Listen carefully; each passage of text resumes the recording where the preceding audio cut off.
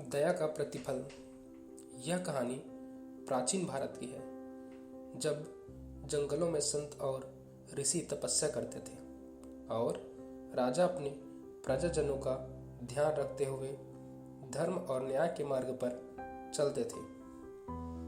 एक घने जंगल में एक युवा तपस्वी रहता था, जिसका नाम देवानंद था। वह साधारण जीवन व्यतीत करता था और अपनी तपस्या में लीन रहता था। लेकिन देवानंद केवल ध्यान और योग तक सीमित नहीं था, बल्कि उनका हृदय दयालुता और करुणा से भरा था। देवानंद जिस जंगल में रहता था, वह पशु पक्षियों और प्राकृतिक सुंदरता से भरपूर था। वहाँ का वातावरण शांत और आध्यात्मिक था, लेकिन जंगल में खतरे भी थे। हिंसक जानवर, कठोर मौसम और भोजन पानी की कमी जीवन को कठिन बना देते थे। देवानंद को जंगल में रहते हुए कई वर्ष बीत चुके थे।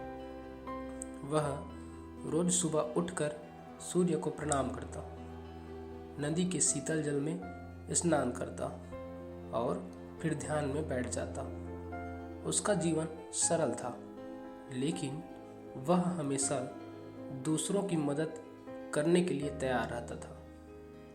एक दिन देवानंद अपनी कुटिया के पास ध्यान कर रहा था। तभी उसे जंगल में किसी जानवर के चीखने की आवाज सुनाई दी। वह तुरंत उठकर आवाज की दिशा में भागा। कुछ ही दूर जाकर उसने देखा कि एक घायल शेर कांटों की झाड़ियों में फंसा हुआ था। उसके पैर से खून बह रहा था और वह दर्द से तड़प रहा था। देवानंद को शेर को देखकर डर लगा, लेकिन उसकी दया ने उसके डर को पीछे छोड़ दिया। वह धीरे धीरे शेर के पास गया। शेर ने पहले उसे देखकर गुर्राना चाहा, लेकिन दर्द और थकावट के कारण वह शांत रहा। देवानंद ने अपने कमंडल से पानी निकाला और शेर के मुंह पर छिड़का। फिर उसने देखा कि शेर के पैर में एक बड़ा कांटा चुभा हुआ है। उसने कांटे को निकालने का निश्चय किया, लेकिन यह आसान काम नहीं था। उसने शांत स्वर में कहा, मैं तुम्हारी मदद करना चाहता हूँ, डरना मत। शेर उसकी आवाज सुनकर थोड़ा शांत हो गया। देवानंद ने कांटे को सावधानी से निकाला और घाव पर जड़ी बूटियों का लेप लगा दिया।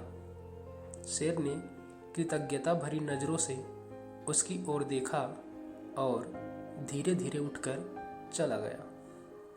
कुछ महीनों बाद देवानंद जंगल में लकड़ियां इकट्ठा कर रहा था।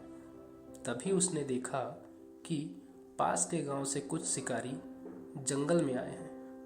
वे शेर को पकड़ने की योजना बना रहे थे। देवानंद ने सोचा, क्या यह वही शेर है जिसकी मैंने मदद की थी?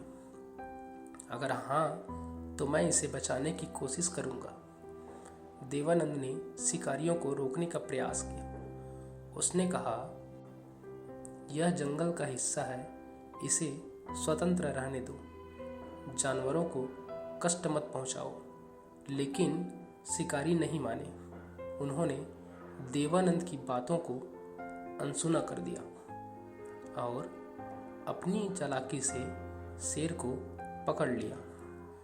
जब शेर को पकड़कर गांव लाया गया, तो वह पिंजरे में कैद कर दिया गया। शेर को गुस्सा और दुख दोनों थे। उसने महसूस किया कि अब वह स्वतंत्र नहीं है,